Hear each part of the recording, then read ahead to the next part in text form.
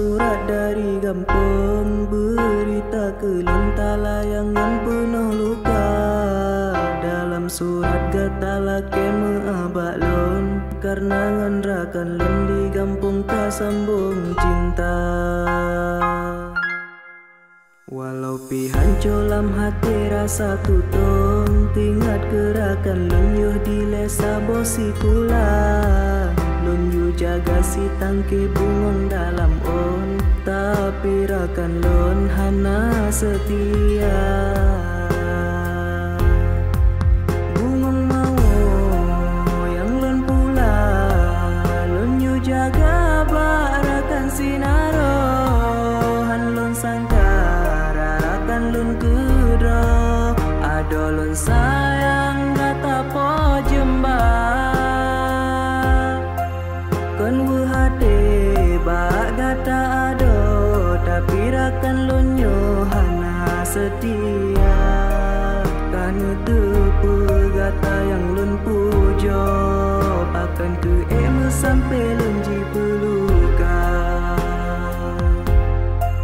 Terimang kepinangan dari rakan roh, mebek tahiro ke ulun yang hana daya. Dari jiohan sanggup kena ulun wo, terasa temolun kalon gata. Hanya doa lun kirim ke gata ado, beekmu sampo gata bahagia.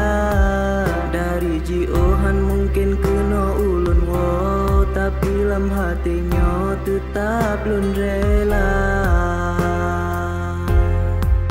Bungong mau yang lun pula, lun yu jaga barakan sinaro. Han lun sangkara kan lun kudro, ado lun sayang gata po jembah. Kon wuhade bak gata ado, tapi rakan lun yo hana setia. Kanu tepu gata yang lun pujo, pakan ke emu sampai lun ji peluka.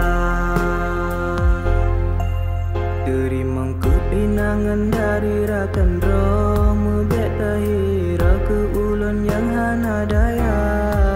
Dari jiohan sanggup kena ulun wo, terasa temolun kalon gata.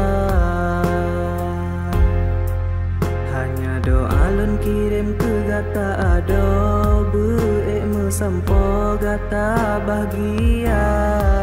Dari jiohan mungkin kena ulun wo, tapi lam hatinya tetap lun rela.